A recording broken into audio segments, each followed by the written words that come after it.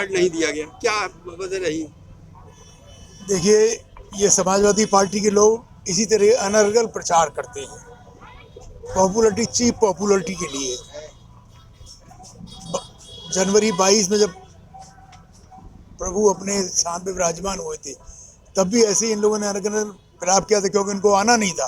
अयोध्या के नाम से ही इनको घबराहट होने लगती है, चिंता होने लगती है कि यदि अयोध्या जाएंगे, अयोध्या की बात करेंगे, अयोध्या के किसी कार्यक्रम में शामिल होंगे, तो एक दूसरा पक्ष जो है वो हमसे नाराज हो जाएगा।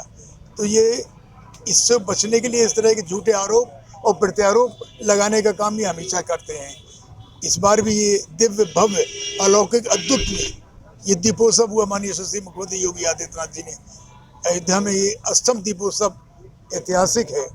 निश्चित रूप से इसमें जन भागीदारी भी थी, जनता भी इसके साथ जुड़ी थी। लाखों की तादाद में रात भर यहाँ लोग दीप प्रज्वलन देखने आए थे, दीपोत्सव देखने आए थे। तो सांसद जी अयोध्या के जो ये कहते हैं कि उनको आमंत्रण नहीं मिला, हम तो माननीय मोदी जी का जो संकल्प है, सबका साथ, सबका विकास, सबका विश्वास, तो हम लोग तो उसको लेके चलते हैं। ये उनके आरोप बिल्कुल अनर्गल हैं, क्योंकि वो उनको राम से कभी प्रेम ही नहीं था।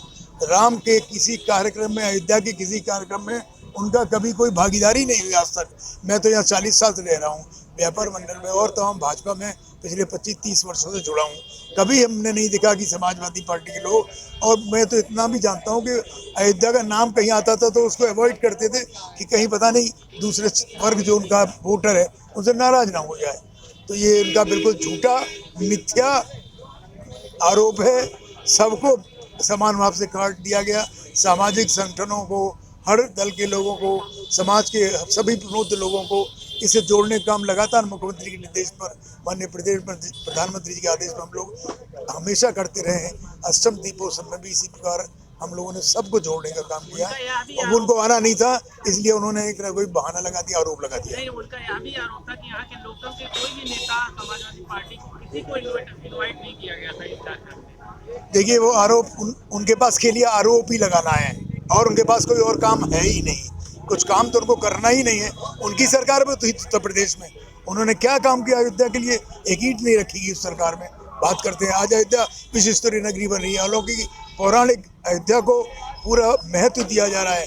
अयोध्या को पर्यटन के रूप में विकसित करने का काम हो रहा है। अयोध्या के हाईवेज बनाने का आपने क्यों नहीं किया? हाईवेज क्यों नहीं बनाए? हवाई अड्डा क्यों नहीं बनाया?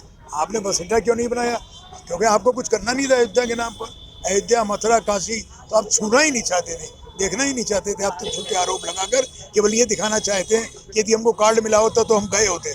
अरे, आप यदि राम भक्त सही में हैं, राम के उपासक हैं, तो आपको आना चाहिए अयोध्या में। राम जनता यहाँ अयोध्या में आ रही है। मेरे चैनल के माध्यम से आप क्या संदेश देना चाहेंगे? मैं दीपावली के इस पावन अवसर पर सब पूज्य संत महंतों के चरणों में नमन करता हूँ, उनको बधाई देता हूँ कि उनकी आशीर्वाद से इस ऐतिहासिक दीपोत्सव को माननीय यशस्वी मुख्यमंत्री योगी आदित्यनाथ जी ने अष्टम दीपोत्सव जो हुआ है उसमें उनका जो एक संदेश था पूरी देश दुनिया को कि अयोध्या विश्व स्तरीय नगरी बनेगी, हम उस दिशा में आगे बढ़ रहे हैं।